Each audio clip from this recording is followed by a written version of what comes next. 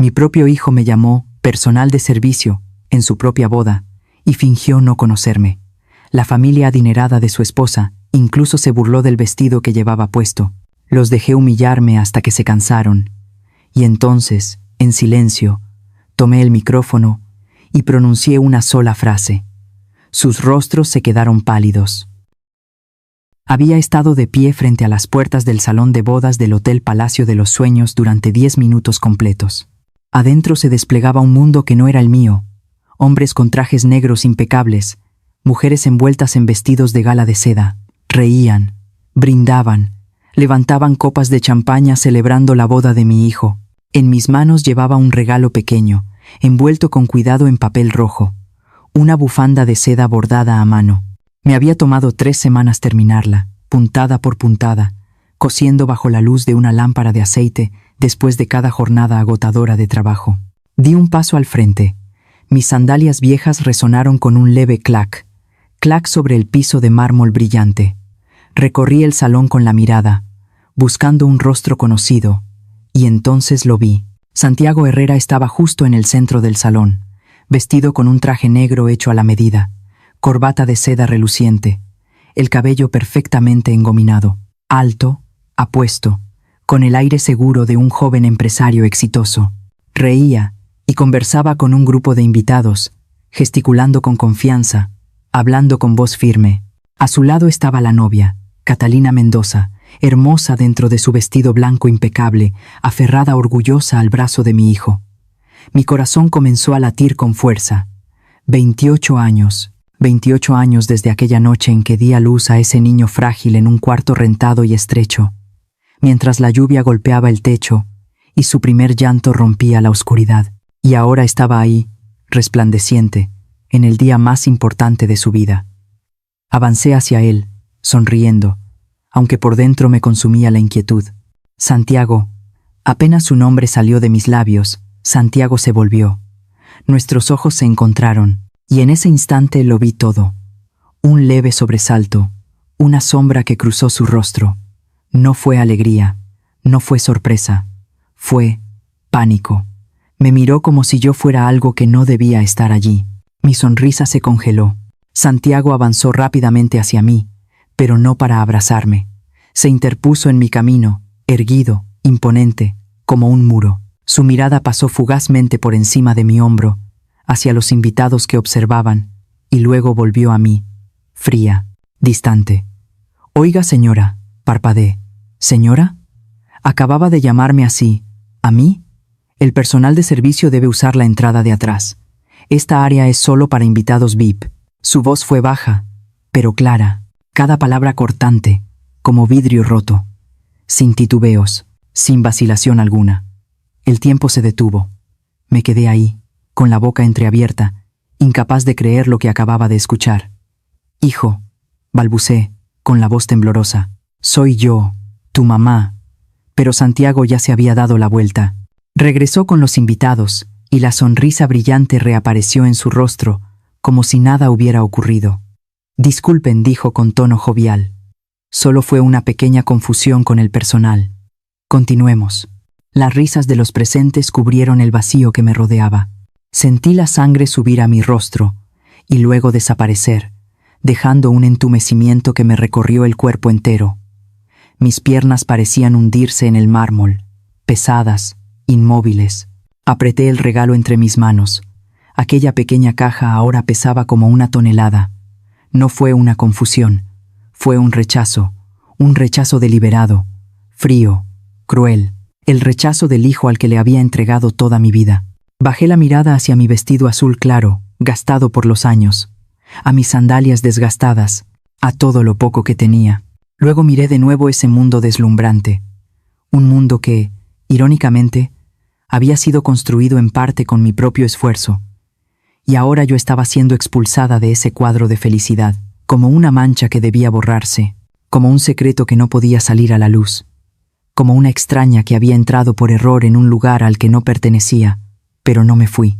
Mis pies estuvieron a punto de girar hacia la salida, pero me detuve a mitad de aquel pasillo deslumbrante. Si me iba en ese momento, si alguien veía a una empleada desconocida huir de la boda, ¿Qué pensarían? ¿Haría eso pasar vergüenza a mi hijo? ¿Arruinaría su boda?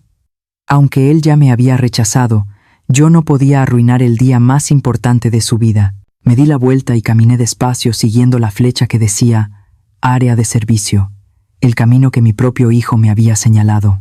El pasillo se volvió más estrecho. Las lámparas de cristal dieron paso a luces fluorescentes, frías y blanquecinas. La música suave del salón quedó atrás, reemplazada por el ruido metálico de platos, el choque de cubiertos y los gritos apresurados del personal. Me apoyé contra la pared y miré por una rendija de la puerta. Dentro, decenas de cocineros y ayudantes, vestidos de blanco, trabajaban como máquinas perfectamente sincronizadas, los rostros empapados de sudor. Esa imagen fue como una aguja clavándose directo en mi memoria. 20 años atrás. No esta cocina elegante, sino un pequeño restaurante en una esquina de Tepito. Yo pasaba de la madrugada a la noche frente al fregadero, con las manos sumergidas en agua jabonosa hasta que la piel se arrugaba como hojas secas. Santiago tenía entonces 12 años. Llegó a casa con los ojos negros brillantes, sosteniendo su boleta. Mamá, pasé a la secundaria Benito Juárez. El maestro dijo que soy muy bueno para estudiar. Recuerdo haberlo abrazado con fuerza, sin importar que mis manos mojadas le empaparan la camisa. Yo sabía que podías, le dije. Vas a ir a la universidad, vas a tener un gran futuro. Pero la escuela Benito Juárez no era barata. Pedí turnos extra lavando platos por las noches, de 7 a 11. Cuando regresaba a casa, Santiago ya estaba dormido. La vieja mesa de estudio seguía con la luz encendida, los cuadernos abiertos y desordenados. Yo cerraba los libros con cuidado, lo arropaba, besaba su frente y le susurraba: «Duerme bien, mi pequeño príncipe». Mi mano se movió sin pensarlo, acariciando mis nudillos donde las callosidades seguían marcadas, aún después de tantos años. Nunca me quejé, porque eso era exactamente lo que yo quería. El sonido de copas chocando llegó desde el salón. Salí con cuidado del pasillo de servicio y busqué un rincón oculto detrás de unas grandes macetas decorativas. Desde ahí podía ver toda la fiesta sin que nadie reparara en mí. Santiago Herrera estaba de pie sobre el estrado, levantando una copa de champaña, con una sonrisa radiante. Catalina Mendoza estaba a su lado. Su vestido brillaba bajo las luces. Los invitados aplaudían con entusiasmo. Yo permanecía en la sombra, abrazando aún la pequeña caja del regalo. Desde ahí podía ver con claridad el rostro de mi hijo. Era guapo, adulto, exitoso, todo lo que una madre desea para su hijo. Pero ese rostro me resultaba extrañamente ajeno. Ese ya no era Santiago. El niño que lloraba de hambre, que se aferraba a mí cuando había tormentas, que decía: «Te quiero más que a nadie, mamá», antes de dormir. Ese era el ingeniero Santiago Herrera, joven profesional exitoso, esposo de Catalina Mendoza, la hija de una familia adinerada de Polanco. Un hombre completamente distinto. La fiesta continuó. Cortaron el pastel, 5 pisos de altura, cubierto de betún blanco impecable, decorado con rosas de azúcar perfectamente elaboradas. Recordé el 8º cumpleaños de Santiago. No hubo pastel caro, solo un pequeño bizcocho que horneé en un horno de carbón, adornado con algunos dulces de colores. Y aún así, Santiago sonrió con felicidad, me abrazó y dijo: «Mamá, haces el pastel más rico del mundo». Ahora tenía un pastel de 5 pisos, elegante y lujoso, y ya no me necesitaba. Junto a la mesa del buffet, un grupo de mujeres de mediana edad, vestidas con deslumbrantes trajes de gala, conversaban animadamente mientras sostenían copas de vino tinto. Sus voces no eran fuertes, pero sí lo suficientemente claras como para que yo escuchara cada palabra. «Catalina es realmente afortunada», comentó una mujer de cabello rubio teñido, con un collar de perlas. «Santiago es talentoso y además viene de una buena familia. Dicen que los Herrera tienen una mina de plata en Zacatecas». «¿Una mina de plata?», me estremecí. Nuestra familia nunca había tenido ninguna mina. «Así es», asintió otra mujer, con el rostro perfectamente maquillado y los labios pintados de rojo intenso. «Y su madre, según dicen, es profesora universitaria. Ahora mismo está dando clases en Europa. Está tan ocupada que no pudo venir a la boda. Qué lástima». «¿Profesora universitaria? ¿Europa?» Santiago había mentido. Había inventado una historia completamente distinta sobre su origen. ¡Qué familia tan culta, tan educada!, suspiró la mujer rubia con admiración. No como esas familias que se enriquecen de la noche a la mañana y no tienen raíces. Santiago sí es de verdadera alcurnia. Rieron en voz baja, chocaron sus copas y luego cambiaron de tema. Mina de plata. Profesora. Europa. Esas palabras lujosas resonaban en mi cabeza como campanas fúnebres. Mi hijo había borrado por completo su pasado. No solo me había ocultado, había creado una madre completamente distinta. Una madre digna de su posición. Una madre que no fuera una carga, sino un motivo de orgullo. Y yo, la madre real, era apenas un fantasma que debía permanecer escondido. Las carcajadas que provenían de la mesa de la novia me sacaron de mi aturdimiento. Catalina Mendoza estaba sentada con 4 o 5 jóvenes, seguramente sus amigas más cercanas, todas vestidas con costosos vestidos de damas de honor en tonos rosa pastel. Reían sin parar, sosteniendo sus teléfonos, tomándose selfies una y otra vez. «Catalina, eres tan afortunada», exclamó una chica de cabello largo y rizado, abrazándola. «Santiago es perfecto de pies a cabeza, guapo, rico y además educado, no como esos niños ricos arrogantes».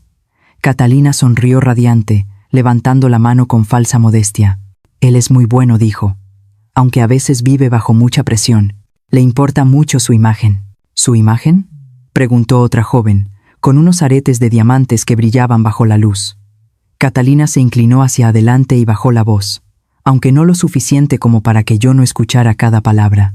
«Les voy a decir algo. Mi suegra en realidad no tiene mucha educación. Santiago me dijo que solo terminó la secundaria. Trabaja por su cuenta, nada estable. Por eso él no quiso invitarla a la boda. Tenía miedo de que la gente pensara mal de su familia». La chica de cabello rizado abrió los ojos, sorprendida. «No puede ser. Yo pensaba que... Todos pensaban eso», asintió Catalina. «A mi familia les dijo que su mamá estaba fuera del país por trabajo. A sus amigos les contó otra cosa. En fin, no le gusta hablar de su pasado. Yo lo entiendo. Todos queremos un futuro mejor, ¿no?». «Claro», respondió la chica de los aretes. «Menos mal que tu suegra no vino. Si no, te habría dado un dolor de cabeza. Todas creíamos que te habías casado con una familia aristocrática». Rieron de nuevo, con un sonido cristalino, como campanitas de plata. Pero para mí, esa risa era como un cuchillo clavándose en el corazón. Di un paso atrás y me apoyé contra una columna de piedra helada. Mis piernas temblaban, a punto de ceder. Me aferré a la columna para no caer, pero el mundo seguía girando frente a mis ojos. Menos mal que no vino la suegra. Esas palabras resonaban en mi mente, una por una, como clavos hundiéndose en mi cabeza. Yo era la madre menos mal que no vino. Yo era la mancha que debía ocultarse. Yo era el pasado pobre que mi hijo quería enterrar. Busqué a Santiago con la mirada. Estaba junto a la mesa de invitados VIP, con una mano apoyada en la cintura, riendo con un hombre de cabello canoso, probablemente su jefe o un socio de negocios. Su rostro lucía confiado, satisfecho, completamente cómodo en su papel de hijo de buena familia. Recordé al Santiago de antes, aquel muchacho de 14 años que volvió un día a casa, con los ojos enrojecidos y los labios apretados. Le pregunté qué le pasaba. Negó con la cabeza, sin decir palabra. Al día siguiente supe la verdad. En la escuela se habían burlado de él porque su mamá solo lavaba platos, su papá había muerto y no tenían dinero. Esa noche Santiago lloró en mis brazos. No lloró a gritos, solo dejaba caer las lágrimas en silencio. «Mamá, ¿por qué somos tan pobres? Me da mucha vergüenza». Lo abracé con fuerza, acaricié su cabeza y le susurré: «No pasa nada, hijo. Mamá va a trabajar más duro, tú vas a estudiar más. Algún día tendrás éxito y nunca volverás a sentir vergüenza de ti mismo». Ahora lo entendía todo. Santiago había tenido éxito, pero no solo quería borrar la pobreza, quería borrar el pasado entero, incluida la madre que lo había sacrificado todo por él, porque esa madre era la prueba viviente del origen humilde que él tanto quería olvidar. El dolor dentro de mí comenzó a transformarse. Ya no era solo el dolor del rechazo, sino una amarga lucidez, la amargura de ver a mi hijo perderse a sí mismo. Santiago ya no era el niño que yo crié. No era el pequeño que decía: «Te quiero más que a nadie, mamá». No era el joven pobre pero de buen corazón. Ahora Santiago era un actor. Interpretaba el papel de hijo de familia adinerada en este escenario deslumbrante. Una obra cuidadosamente montada, con decorados perfectos, lujos excesivos y un guión en el que no había lugar para la madre real. Y para mantener esa obra intacta era capaz de negarme delante de todos. Una voz se elevó desde el escenario. Era el padre de Catalina, don Alejandro Mendoza, un hombre corpulento con traje elegante, micrófono en mano. «Hoy es un día de celebración para ambas familias», proclamó. «La familia Mendoza y la familia Herrera, dos familias distinguidas de la Ciudad de México, se unen hoy. Me siento orgulloso de que mi hija haya encontrado a un esposo tan extraordinario como Santiago». El aplauso fue ensordecedor. Me mordí el labio, conteniendo las lágrimas. ¿La distinguida familia Herrera? En esa familia solo había una persona allí, una madre viuda, con un vestido negro gastado, escondida en la sombra detrás de una columna. Pero ante los ojos de todos, la familia Herrera era noble, rica y refinada. Todo era una mentira creada por mi propio hijo. Las lágrimas rodaron por mis mejillas, pero esta vez no eran solo de dolor. Eran lágrimas de despertar, de comprender que había entregado toda mi vida a un hijo que ya no sabía quién era su madre. Un hijo capaz de pisotear la dignidad de su propia madre para preservar una imagen falsa. La resignación que siempre había vivido dentro de mí, la que me permitió soportar sacrificios y sufrimiento, comenzó a resquebrajarse. Había sido un error todo lo que hice. Amar demasiado a mi hijo, ¿lo había convertido en alguien que olvidó sus raíces? No sabía la respuesta, pero sabía una cosa. No podía seguir permaneciendo en la oscuridad para siempre. Estaba apoyada contra una columna de piedra, tratando de recuperar el aliento después del golpe emocional que acababa de recibir, cuando escuché unos pasos pequeños y apresurados que venían por el pasillo. «¡No corras! ¡Despacio!», gritó una mujer desde atrás, pero ya era demasiado tarde. Una niña de unos 5 o 6 años con el cabello negro trenzado en 2 coletas y un vestido rosa esponjoso, como una muñeca, corría directo hacia el rincón donde yo me encontraba. En sus manos llevaba un plato de cartón con un trozo de pastel blanco que se balanceaba peligrosamente. «Espera», alcancé a decir. Pero su pie se enredó con el borde del vestido. La niña tropezó. El plato salió volando y el pastel dio una vuelta en el aire antes de caer directamente sobre mi falda negra. La niña se detuvo en seco. Se quedó inmóvil, con los ojos muy abiertos mirándome. Sus labios temblaron y las lágrimas comenzaron a acumularse en sus pestañas. Yo lo siento, abuelita», dijo con la voz quebrada, apretando su vestido con las manitas. «No fue a propósito. Perdón». En ese instante pude ver el miedo en sus ojos. El miedo a ser regañada, a ser culpada, a ser vista como una niña mala. Esos ojos limpios esperaban mi enojo. Pero ¿cómo podía enfadarme con una criatura inocente, cuando mi propio hijo acababa de tratar a su madre 1000 veces peor? Me arrodillé frente a ella, quedando a su altura. Con cuidado, limpié las lágrimas que corrían por sus mejillas. «No pasa nada, corazón», le dije con una sonrisa suave. «Es solo un poco de pastel, no es nada grave». La niña me miró, todavía asustada. «Pero su vestido se ensució». «Los vestidos se lavan», respondí, sacando un pequeño pañuelo del bolso. Limpié con delicadeza la mancha mientras hablaba con voz cálida. «Lo importante es tu sonrisa. No llores, ¿sí?». Sus ojos comenzaron a brillar poco a poco.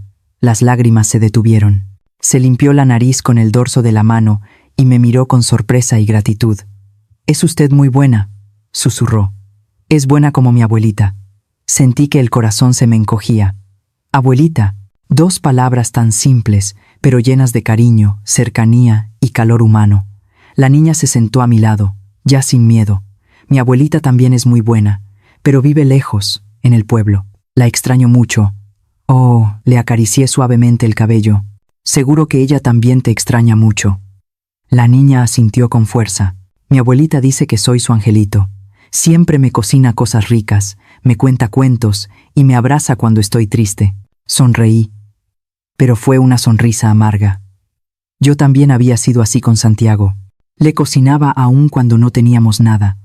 Le contaba cuentos aunque estuviera agotada. Lo abrazaba cuando estaba triste, incluso cuando yo misma estaba llena de preocupaciones. Pero ahora, Mi hijo ya no quería recordar nada de eso. La niña inclinó la cabeza y me preguntó con total inocencia: «Abuelita, ¿por qué está aquí sola? ¿Por qué no va a comer pastel con los demás?». Esa pregunta, tan ingenua, fue la que más me dolió. Guardé silencio. ¿Qué podía responder? Que estaba ahí porque mi hijo me veía como personal de servicio, que no podía salir porque era una mancha que debía ocultarse. «Yo solo estoy descansando un poquito», dije al final, con la voz apretada. La niña me miró con esos ojos limpios, y luego metió la mano en el pequeño bolsillo de su vestido. Sacó un dulce en forma de corazón, envuelto en papel brillante de color rojo. «Abuelita, tome, es para usted», me lo puso en la mano con una gran sonrisa. Mi abuelita dice que cuando uno está triste, debe comer un dulce. Lo dulce hace que el corazón se sienta mejor. Miré el pequeño caramelo en mi palma. Era algo insignificante, sin valor alguno, y aún así, en ese momento pesaba más que cualquier otro regalo, porque venía del corazón puro de una niña que no me conocía, pero que me trataba con bondad y respeto, mientras que mi propio hijo, por quien había sacrificado toda mi vida, me había tratado como a una extraña. «Sofía, Sofía, ¿dónde estás?». Se escuchó la voz de una mujer cada vez más cerca. La niña dio un pequeño salto. «Aquí estoy», respondió. Luego me miró, me saludó con la mano. «Abuelita, ya me tengo que ir. No se olvide de comerse el dulce. Que esté feliz». Y salió corriendo, con sus trenzas saltando y su risa clara perdiéndose entre la gente. Me quedé ahí, observando cómo su pequeña figura desaparecía entre los invitados. Cerré la mano alrededor del caramelo, sintiendo el leve calor que aún guardaba. Y en ese instante, un pequeño rayo de luz atravesó la niebla oscura que me envolvía.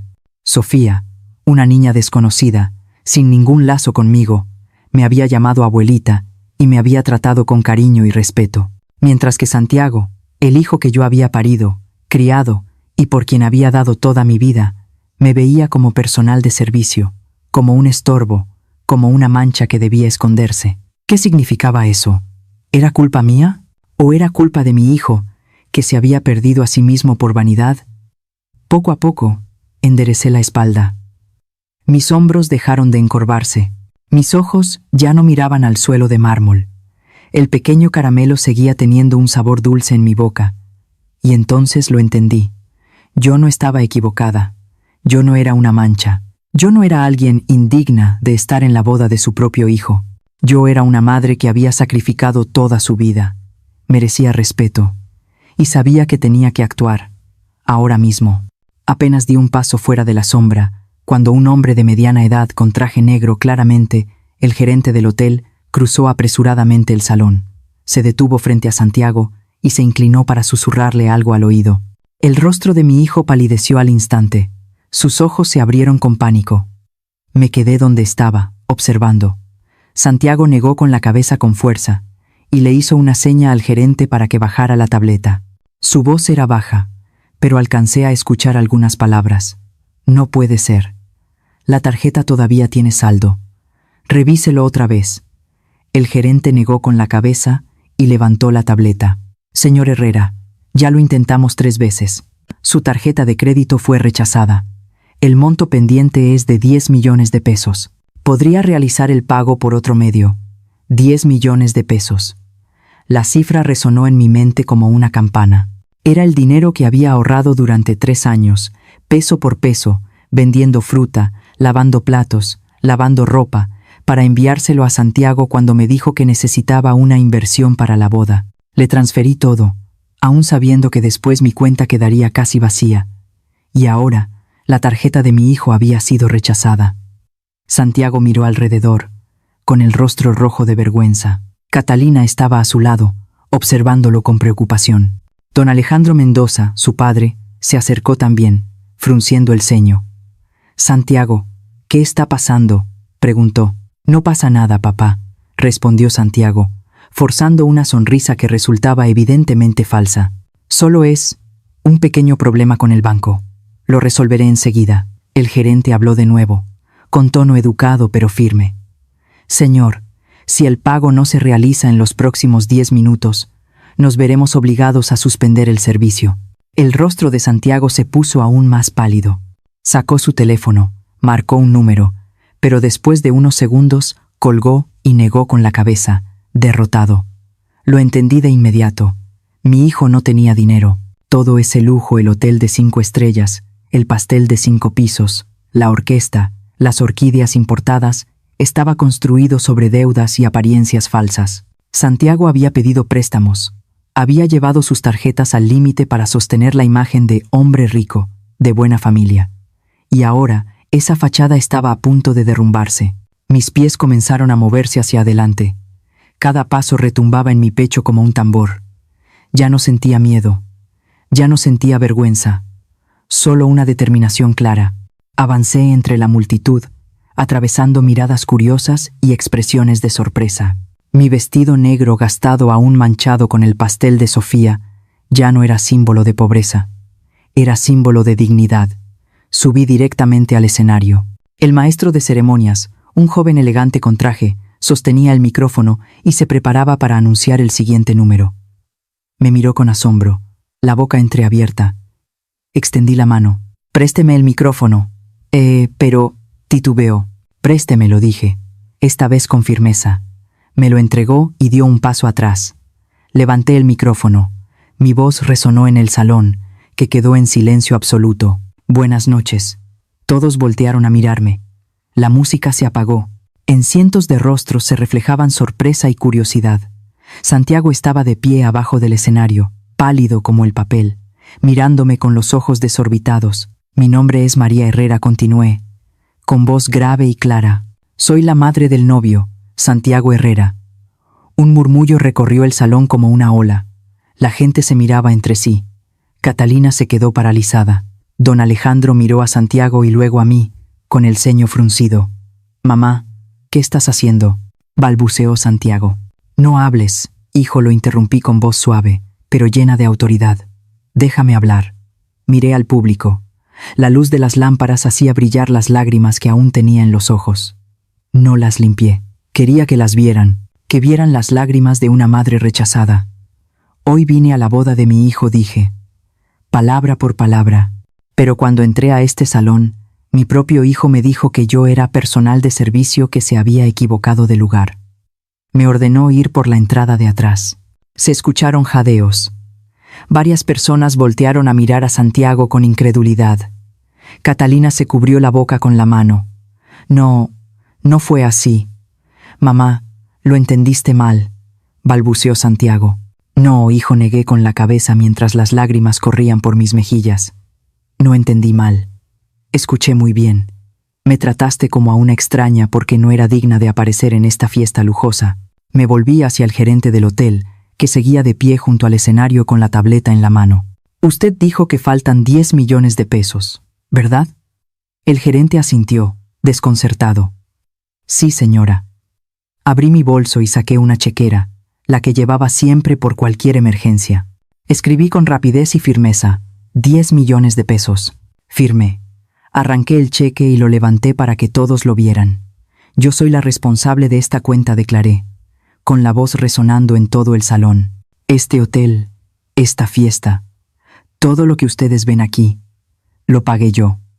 No una familia rica, no una mina de plata en Zacatecas, solo una madre pobre que ahorró peso por peso lavando platos, vendiendo fruta y lavando ropa». Un silencio asfixiante se apoderó del lugar. Nadie se atrevía a respirar. Trabajé sin descanso durante 20 años para que mi hijo pudiera estudiar, tener éxito y llegar hasta aquí, continué, con la voz temblorosa pero firme. Y hoy, mi hijo me pagó negándome delante de todos. Santiago subió al escenario, con los ojos enrojecidos. «Mamá, por favor, ya no digas nada. Te avergüenzas, hijo». Lo miré directamente a los ojos. «¿Te avergüenzas de que todos conozcan la verdad o te avergüenzas de ti mismo?». Santiago bajó la cabeza, en silencio. «Mentiste», dije con dureza. «Les dijiste que tu madre era profesora universitaria en Europa. Dijiste que nuestra familia tenía una mina de plata. Construiste una fachada perfecta, y en esa fachada no había lugar para la madre que lo sacrificó todo por ti». Coloqué el cheque sobre la mesa principal. El sonido del papel al tocar la superficie resonó con claridad en el silencio absoluto. «Este es el último regalo que te doy como madre», dije. «Yo pagué esta fiesta, así que esta fiesta es mía. Y yo invito a todos ustedes a quedarse, comer y disfrutar. Me detuve y miré fijamente a Santiago, con los ojos llenos de lágrimas, pero también de decisión, excepto a quien negó a su propia madre. Un murmullo ahogado recorrió el salón. Todos miraban a Santiago, luego a mí. Catalina estaba inmóvil, pálida. Don Alejandro fruncía el ceño mirando a su yerno. Santiago cayó de rodillas y tomó mi mano. «Mamá, perdóname, me equivoqué». Retiré la mano, no por odio, sino porque sabía que esa disculpa llegaba demasiado tarde, y quizás solo por miedo a quedar en ridículo. «Elegiste tu camino», dije con voz tranquila, «y yo he elegido el mío. No volveré a ser un fantasma escondido en la oscuridad». Bajé del escenario con el micrófono aún en la mano. Antes de irme, me volví una última vez hacia la multitud. «Les deseo felicidad», dije. Dejé el micrófono sobre la mesa y me di la vuelta, caminando hacia la salida del salón. Esta vez, ya no me escondía en la sombra. Caminé con la cabeza en alto, la espalda recta y el corazón, aunque herido, más ligero de lo que había estado en muchos años. Di un paso fuera de las puertas de cristal del Hotel Palacio de los Sueños. Las puertas automáticas se cerraron detrás de mí con un suave murmullo, cortando de golpe el rumor caótico que provenía del salón de la boda. El viento frío de la noche en la Ciudad de México me golpeó el rostro. Me detuve, respiré hondo. Acababa de hacer algo que ninguna madre quiere hacer jamás. Había expuesto a mi propio hijo frente a cientos de personas. Había arruinado su boda. A través del vidrio transparente, todavía podía ver el interior del salón. Las lámparas seguían brillando con elegancia, pero el ambiente había cambiado por completo. La gente se agrupaba en pequeños círculos, murmurando, señalando discretamente hacia Santiago. Algunos levantaban sus teléfonos, quizá enviando mensajes, quizá grabando lo ocurrido. Santiago estaba de pie en medio del escenario, los hombros temblando, el rostro cubierto por sus manos. Catalina permanecía a unos pasos de distancia. Lo miraba con una mezcla de desconcierto y confusión, como si el hombre con el que acababa de casarse fuera un completo desconocido.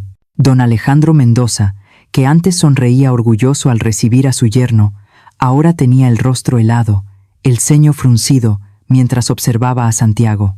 A su lado, doña Isabel Mendoza, con un vestido de gala azul, le susurraba algo al oído, mirándolo con evidente desconfianza. Los amigos de Santiago, los mismos que minutos antes lo rodeaban, le palmoteaban el hombro y reían con él, ahora se apartaban, evitando su mirada. Nadie quería estar cerca del hombre que acababa de ser desenmascarado como un mentiroso.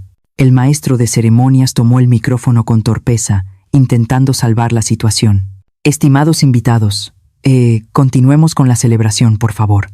Los invitamos a seguir disfrutando de la comida». Pero nadie se movió. El aire en el salón parecía detenido, pesado, sofocante. La orquesta volvió a tocar, pero la melodía, antes elegante, sonaba forzada, como si intentara cubrir la vergüenza que flotaba en el ambiente.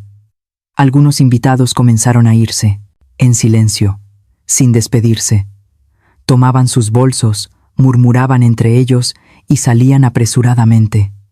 Cada persona que se marchaba era una sentencia muda contra mi hijo. Santiago finalmente bajó las manos. Su rostro estaba rojo, los ojos hinchados.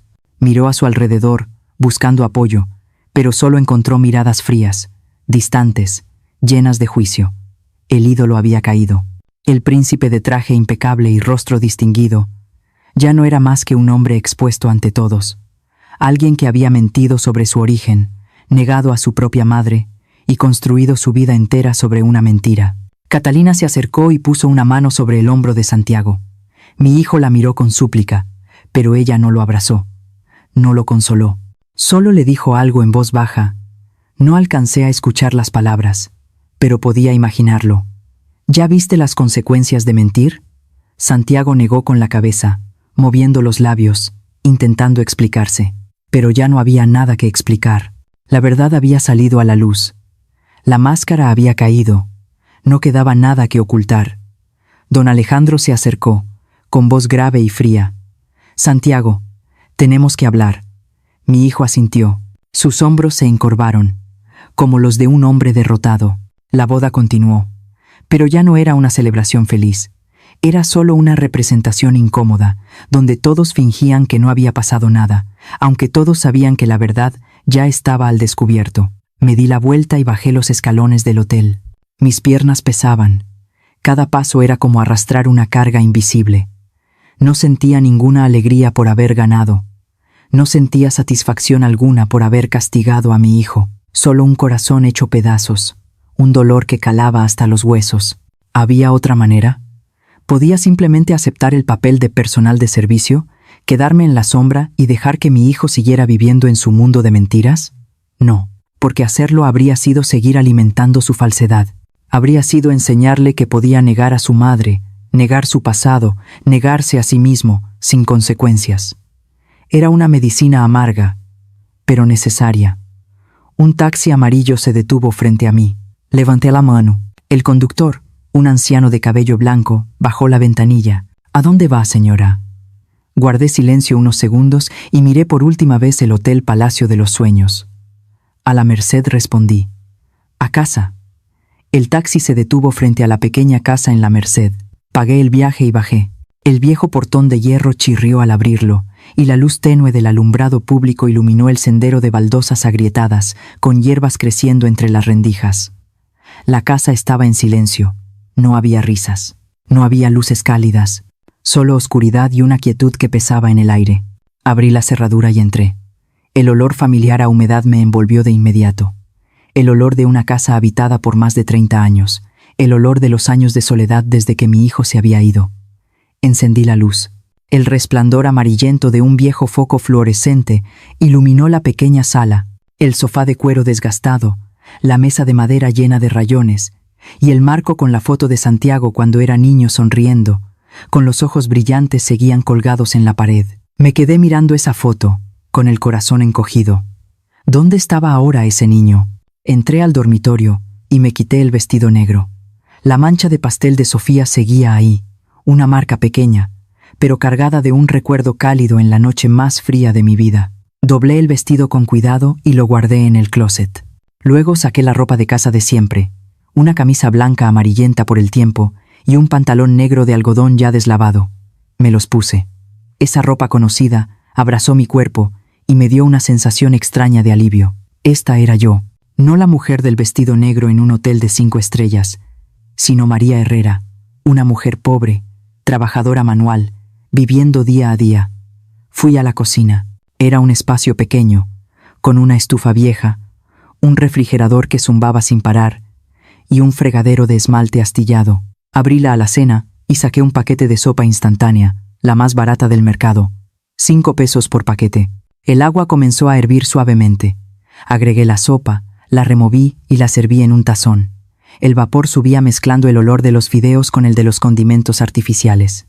Tomé el tazón y me senté en la vieja mesa de madera en una esquina de la cocina, la mesa donde alguna vez hubo 2 juegos de platos y cubiertos, y ahora solo quedaba uno.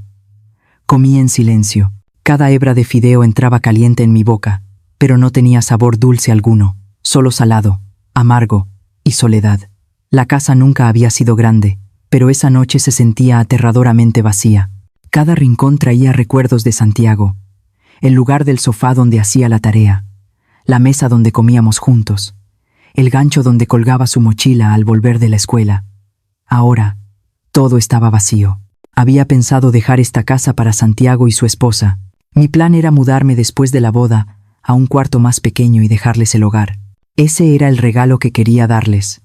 No algo lujoso, no algo grande, sino todo el amor de una madre. Pero ahora, ese plan ya no tenía sentido. Dejé el tazón en la mesa, me levanté y volví al dormitorio. Abrí el cajón del closet, busqué un momento y saqué un sobre amarillo ya envejecido. Dentro estaba la libreta de ahorros, el regalo que pensaba entregarle a mi hijo en su boda. 200,000 pesos. Todo el dinero que me quedaba después de pagar la boda, para que mi hijo y su esposa pudieran empezar bien.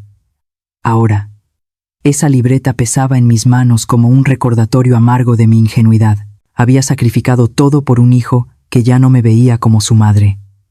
Me senté en la cama y abracé la libreta contra el pecho.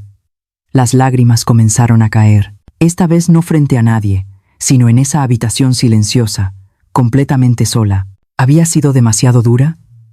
Debí quedarme callada, aceptar el papel de madre escondida y dejar que mi hijo tuviera su día perfecto. ¿Estaba actuando por amor maternal o por mi orgullo herido? Las preguntas giraban sin parar en mi mente, haciéndome sufrir más que nunca. Pero entonces recordé la mirada de Santiago en la boda. Una mirada fría, distante, como si yo fuera invisible, sin afecto, sin arrepentimiento. La mirada de un hombre que había decidido borrar su pasado, borrar a su madre, con tal de proteger una imagen falsa. Y recordé sus palabras. Oiga, señora, el personal de servicio debe ir por atrás. Ese, señora, no fue un error, fue un rechazo consciente. Mi hijo ya no era un niño, era un adulto. Sabía distinguir entre el bien y el mal. Sabía perfectamente cuánto podía herirme, y aún así lo hizo. Porque para él, su propio orgullo valía más que el amor de su madre. Me sequé las lágrimas y me puse de pie. Mis pasos eran más firmes. Abrí el closet y guardé la libreta de ahorros en el fondo del cajón, debajo de unas telas viejas. Luego lo cerré. Ese regalo ya no era para Santiago, era para mí, para poder vivir los años que me quedaran sin depender de un hijo ingrato. Podía soportar el sufrimiento. Lo había hecho toda mi vida. Pero no podía soportar la humillación, y mi hijo no podía ser desagradecido sin consecuencias. Regresé a la cocina y miré el tazón de sopa ya fría. No seguí comiendo. Lavé el tazón, lo sequé y lo guardé. Apagué la luz y entré al dormitorio. Antes de acostarme, miré por la ventana. El cielo nocturno de la Ciudad de México estaba lleno de estrellas, pequeñas, distantes, pero firmes. Como mi dignidad, aunque dolía. Aunque estaba sola, había hecho lo correcto. Le había dado a mi hijo una lección, una que quizá necesitaba desde hacía mucho tiempo. Nadie tiene derecho a negar a su propia madre. Nadie tiene derecho a pisotear el amor para proteger una falsa reputación. Y si él no entendía esa lección, tendría que enfrentar las consecuencias. Me acosté y me cubrí con la cobija. La habitación quedó en completa oscuridad, en silencio. Pero dentro de mi corazón, una pequeña llama seguía encendida, la llama de la dignidad que había recuperado, aunque el precio fuera un corazón roto. El primer día después de la boda, el teléfono empezó a sonar. Yo estaba sentada en la cocina, tomando café, cuando la pantalla se iluminó. El nombre, Santiago, apareció con claridad. El teléfono vibraba una y otra vez, el sonido resonando en la pequeña casa. Me quedé mirando la pantalla, con la mano temblorosa. Una parte de mí quería contestar. El instinto de una madre siempre quiere escuchar la voz de su hijo, saber si está bien, pero no lo hice. Dejé que el teléfono sonara hasta que se apagó solo. Minutos después llegó un mensaje. Lo abrí y leí. Mamá, perdóname. Me equivoqué. Contesta. Por favor, necesito hablar contigo. Leí el mensaje y luego bloqueé el teléfono. No respondí, porque lo sabía. Su disculpa no venía del verdadero arrepentimiento, sino del pánico de haber sido desenmascarado. Tenía miedo de perder su imagen, a su esposa, todo lo que había construido. ¿Pero tenía miedo de perder a su madre? El segundo día, el teléfono no dejó de sonar. Santiago llamó 5 veces. Catalina, 3. Después comenzaron a llegar los mensajes, uno tras otro. Mensaje de Santiago. Mamá, sé que estás enojada, pero exageraste. Me hiciste quedar mal delante de todos. ¿Sabes cómo me ve ahora la familia de Catalina? Al terminar de leer, sentí un frío recorrerme la espalda. Exageraste. Seguía sin entender. Seguía creyendo que la culpa era mía por decir la verdad y no suya, por mentir y negar a su madre. Mensaje de Catalina. Tía, María, soy Catalina. Entiendo que esté dolida, pero lo que hizo en la boda afectó mucho a nuestra familia. Mis padres están muy decepcionados. ¿Podría decirles que todo fue un malentendido? Sonreí con amargura. Catalina quería que yo mintiera, que dijera que todo había sido un malentendido, para salvar la imagen de su esposo. Pero no podía hacerlo. No podía seguir viviendo dentro de una mentira. Apagué el teléfono. Por completo.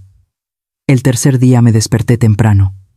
La casa estaba en silencio, sin la presión de llamadas ni mensajes. Sentí una ligereza extraña, casi nueva. Me puse un pants viejo, unos tenis gastados y salí de casa. El sol de la mañana en la Ciudad de México caía suave y tibio. Caminé por las calles conocidas de la Merced, donde había vivido toda mi vida, rumbo a la Alameda Central. El parque temprano estaba lleno de personas mayores haciendo ejercicio. Se alineaban bajo los árboles frondosos, estirando los brazos, abriendo las piernas, respirando con calma. Una música tradicional sonaba suavemente desde una pequeña bocina. Busqué un lugar al final del grupo y empecé a imitarlos. Estirar los brazos, respirar profundo, sentir el viento ligero, movimientos simples, pero llenos de una paz inesperada. Después del ejercicio, me senté en una banca de madera bajo la sombra. A mi lado estaba una anciana de cabello completamente blanco, vestida con ropa tradicional mexicana, bordando un pañuelo. «Buenos días», me sonrió. «Es la primera vez que la veo aquí». «Sí», respondí con suavidad. «Apenas estoy empezando. Necesitaba un lugar para despejarme». Ella asintió con comprensión. «Yo también.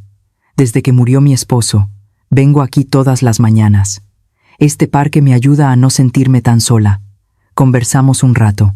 Me habló de su vida, de cómo crió a 3 hijos, de la muerte temprana de su marido, de la soledad cuando los hijos se fueron lejos. Yo la escuché, sintiendo una profunda cercanía. «¿Y usted?», me preguntó. «¿Tiene hijos?». Guardé silencio un momento. Luego asentí. «Sí, tengo un hijo». «¿Es buen hijo?». La pregunta era sencilla y devastadora. No supe qué responder. Al final, solo sonreí con tristeza. No estoy segura». La anciana puso su mano sobre la mía y me dio una palmadita suave. «No se preocupe tanto. A veces los hijos necesitan tiempo para entender el valor de los padres. Usted viva bien para usted. Si lo entienden, volverán. Y si no, al menos todavía se tiene a sí misma». Sus palabras, simples y sinceras, fueron como agua fresca sobre mi alma reseca. En los días siguientes, establecí una nueva rutina. Temprano en la mañana, ejercicio en el parque, conversaciones con nuevas amistades, personas mayores que, como yo, buscaban paz en la última etapa de la vida. Al mediodía, regresaba a casa y cocinaba algo sencillo, sin el esfuerzo extremo que ponía cuando cocinaba para Santiago. Por la tarde leía libros, novelas viejas que nunca había tenido tiempo de abrir porque siempre estaba ocupada trabajando. Aprendí a soltar la carga de vivir para mi hijo. Durante más de 20 años, mi vida tuvo un solo propósito: criar a mi hijo, educarlo, verlo triunfar. Todas mis decisiones giraban en torno a Santiago. Nunca pensé en mí, en lo que quería, en lo que necesitaba, en mis propios sueños. Ahora, por primera vez en mi vida, estaba viviendo para mí. Una tarde, sentada en el parque, observé a unos niños jugar. Un niño de unos 5 años tropezó y cayó, llorando fuerte. Su madre corrió hacia él, pero no lo abrazó de inmediato. Lo dejó levantarse solo.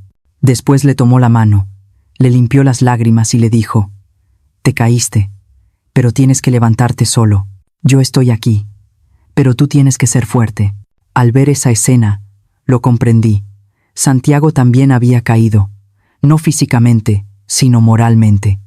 Había perdido el rumbo, se había perdido a sí mismo por vanidad.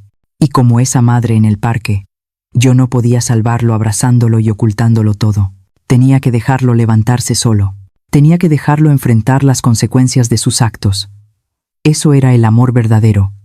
No proteger ciegamente, sino permitir que el hijo crezca a través de caídas dolorosas. Esa noche, regresé a casa y encendí el teléfono por primera vez en 3 días. Había decenas de llamadas perdidas, decenas de mensajes. No los leí. Solo envié un mensaje corto a Santiago: «Estoy bien. Vive bien tu vida. Cuando realmente entiendas tu error, búscame. Pero no me busques solo para pedir perdón. Búscame cuando hayas cambiado». Después de enviarlo, apagué el teléfono otra vez. Salí al balcón y miré el cielo nocturno. Las estrellas brillaban, lejanas, pero firmes. La paz empezó a volver a mi corazón. No la paz de la resignación, sino la paz de quien ha hecho lo correcto, aunque duela, aunque cueste. Mi hijo necesitaba una caída dura para crecer, y yo como madre necesitaba aprender a soltar, para que él pudiera sostenerse por sí mismo. El 7º día después de la boda, Llovía. Yo estaba sentada en la cocina, con una taza de té caliente entre las manos, observando cómo las gotas de lluvia golpeaban el techo del porche. El sonido era constante, profundo, y me traía una paz extraña. Entonces, alguien tocó la puerta, unos golpes suaves, dudosos, como si quien llamaba no estuviera seguro de tener derecho a hacerlo. Dejé la taza sobre la mesa y caminé hacia la sala. A través del pequeño vidrio de la puerta, vi una silueta bajo la lluvia. Era Santiago. Mi hijo estaba ahí, sin paraguas, sin impermeable. El traje que alguna vez fue elegante estaba completamente empapado, pegado a su cuerpo. El cabello le caía sobre la frente. El agua de lluvia corría por su rostro como lágrimas. Se veía demacrado, más delgado que el día de la boda.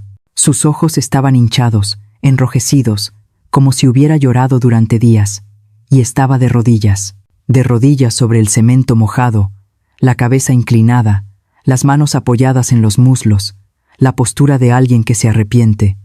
El corazón se me encogió. Mi mano se levantó instintivamente para abrir la puerta, el reflejo de una madre que siempre quiere abrazar a su hijo, protegerlo de la tormenta. Pero me detuve, me quedé inmóvil detrás del vidrio, observándolo a través de la superficie empañada. Santiago volvió a tocar, esta vez con más fuerza. Mamá, mamá. Su voz era quebrada, temblorosa. Sé que estás ahí. Te lo ruego, ábreme. No me moví, no por crueldad, sino porque necesitaba ver. Necesitaba saber si su arrepentimiento era real, o si solo buscaba refugio ahora que el mundo le había dado la espalda. Santiago siguió de rodillas. La lluvia caía con fuerza, empapándolo por completo. El agua se mezclaba con sus lágrimas y caía desde su barbilla hasta el suelo. Mamá. Su voz se hacía cada vez más débil. Perdóname. Me equivoqué tantas veces. Me mordí el labio, intentando contener el llanto, pero las lágrimas salieron igual, porque aunque él me había hecho tanto daño, no podía dejar de sufrir al verlo así. Pasaron 10 minutos. Santiago seguía arrodillado. La lluvia no cesaba, no se levantó, no se fue. Solo permanecía ahí, con la cabeza baja, como un pecador esperando sentencia. Me acerqué un poco más a la puerta, lo observé con atención. El traje caro ya no era más que un montón de tela mojada. Los zapatos de cuero, antes relucientes, estaban cubiertos de lodo. El rostro que alguna vez fue seguro y arrogante, ahora solo mostraba derrumbe y arrepentimiento. Mi hijo, el príncipe, que había vivido en un mundo de apariencias, había caído de frente contra la realidad, y estaba arrodillado frente a la casa de la madre a la que había negado. Mamá, dijo de nuevo, con la voz temblando, lo perdí todo. La familia de Catalina me mira con desprecio. Los amigos se burlan de mí. En la empresa ya no confían en mí. Todo me dio la espalda. Hizo una pausa, tragando lágrimas. Pero lo que más me duele no es perder eso, mamá. Es darme cuenta de que cuando todos se fueron, solo había una persona que me amaba de verdad. Y esa persona es a quien peor traté. Su voz se rompió. Mamá, perdóname. Perdóname por haberte negado, por hacerte sufrir, por haber sido un hijo indigno. Yo estaba detrás de la puerta, llorando en silencio. Mi mano temblaba sobre la perilla. Quería abrir, quería abrazarlo. Quería decirle, ya está, mamá te perdona. Pero todavía no abrí, porque necesitaba que entendiera, que sintiera el frío de la soledad que yo había vivido aquel día en el salón de la boda, que comprendiera el dolor de ser rechazada por la persona que más amas, que aprendiera que el amor de una madre no se puede pisotear sin consecuencias. Lo dejé ahí, no para castigarlo, sino para que lo comprendiera. Santiago sollozaba. Mamá, recuerdo cuando era niño, cuando lloraba porque mis compañeros se burlaban de mí por ser pobre. Tú me abrazaste y me dijiste, no pasa nada, vas a tener éxito, nunca tendrás que avergonzarte. Lo logré, mamá. Tuve éxito, pero terminé avergonzándome de ti. Levantó la cabeza y miró fijamente la puerta, como si supiera que yo estaba ahí. Soy el peor hijo del mundo. Perdí quién era, perdí mi conciencia. Todo por vanidad. Merezco ser castigado. Su voz se apagó un momento. Pero mamá, te lo ruego, dame una oportunidad.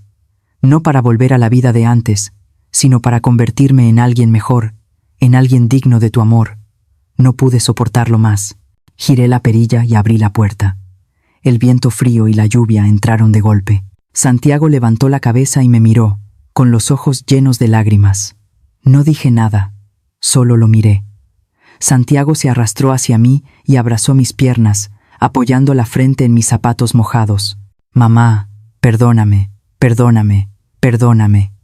Lloraba como un niño, no por haber perdido dinero o estatus, sino por haber comprendido que había perdido lo más valioso, el amor de su madre. Me quedé quieta un largo momento. Luego, mi mano áspera, llena de callos, se posó lentamente sobre su cabeza, acariciando su cabello empapado. «Levántate, hijo», dije con voz suave, pero firme. «Levántate y entra a la casa». Santiago alzó la mirada, los ojos rojos. «¿Ya me perdonaste, mamá?» Todavía no respondí con honestidad. «Pero te doy una oportunidad para demostrar que realmente cambiaste. No con palabras, con hechos». Lo ayudé a ponerse de pie. Entró a la casa, empapado de pies a cabeza.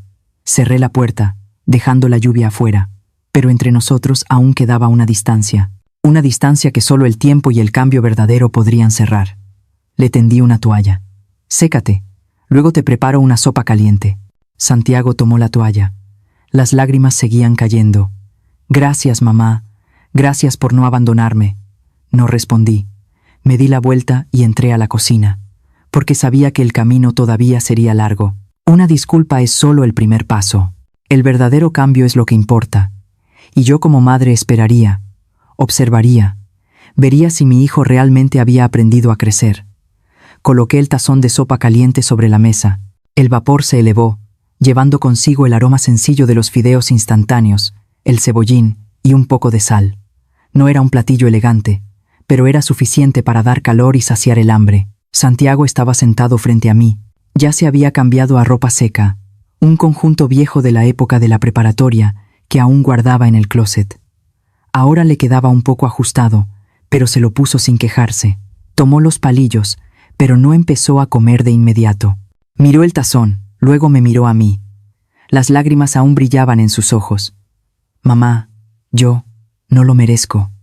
«Come», dije con voz suave pero firme. «Come primero, luego hablamos». Santiago asintió y empezó a comer. Cada bocado entraba lentamente, como si estuviera probando el alimento más valioso de su vida. Las lágrimas seguían cayendo en silencio, no de desesperación, sino de arrepentimiento y gratitud. Yo me quedé sentada, observándolo. No dije nada, solo miré. Cuando terminó, dejó los palillos a un lado y se limpió la boca con una servilleta.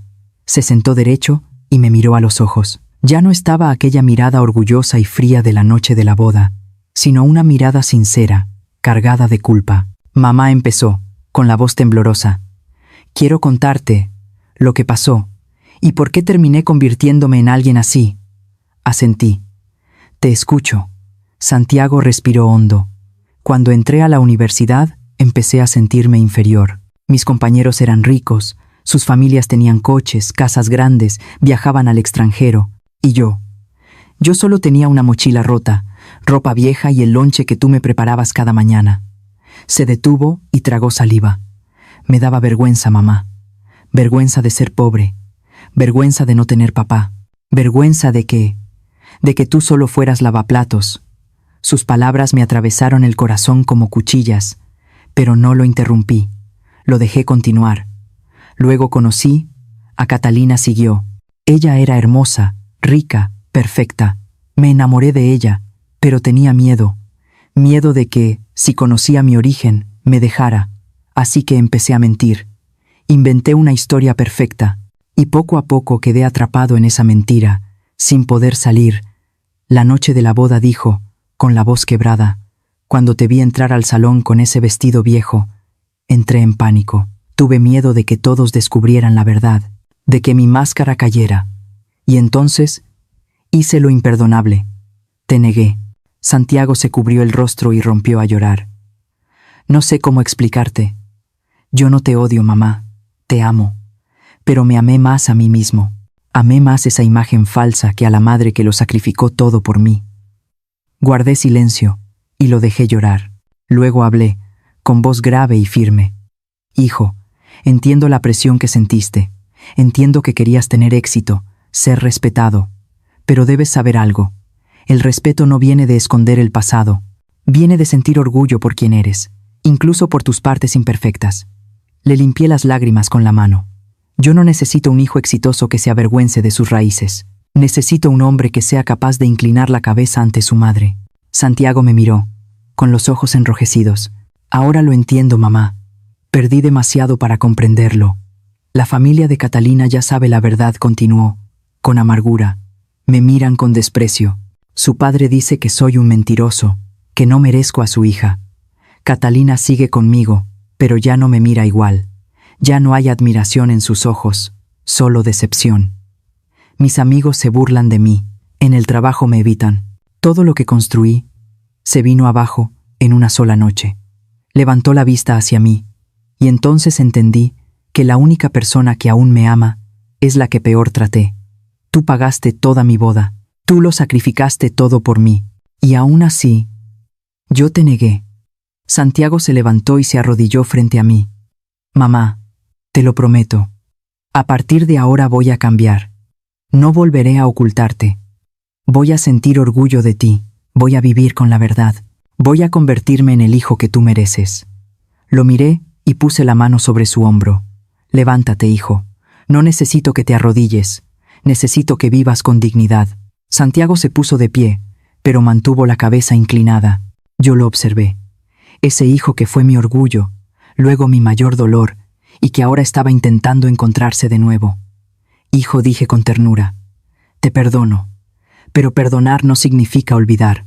Yo voy a recordar, y tú también debes recordar, para no repetir el mismo error. Lo recordaré, mamá asintió. Toda la vida, sonreí. Ya no era la sonrisa de una madre destrozada, sino la de una mujer que había recuperado su valor. Ya no vivía a través de la felicidad de su hijo. Había recuperado su dignidad. Me había recuperado a mí misma. Te amo, le dije. Pero a partir de ahora, también me amo a mí. Y tú debes aprender a respetar ese amor. Nos quedamos sentados frente a frente, en la vieja mesa de madera. Ya no había protección ciega. Ya no había mentiras. Solo sinceridad, arrepentimiento y esperanza de un nuevo comienzo. Tendrás que reparar lo que hiciste, le dije. Yo no te voy a rescatar. Debes enfrentar las consecuencias y reconstruir tu vida por ti mismo. Pero esta vez, sobre la verdad, no sobre mentiras. Lo entiendo, mamá asintió. Lo haré. Me levanté y caminé hacia la ventana. Afuera, la lluvia había cesado. El cielo después de la tormenta estaba limpio y claro. Las gotas de agua brillaban sobre las hojas bajo la luz del sol de la tarde. A lo lejos, apareció un pequeño arco iris, delicado, frágil, pero lleno de esperanza.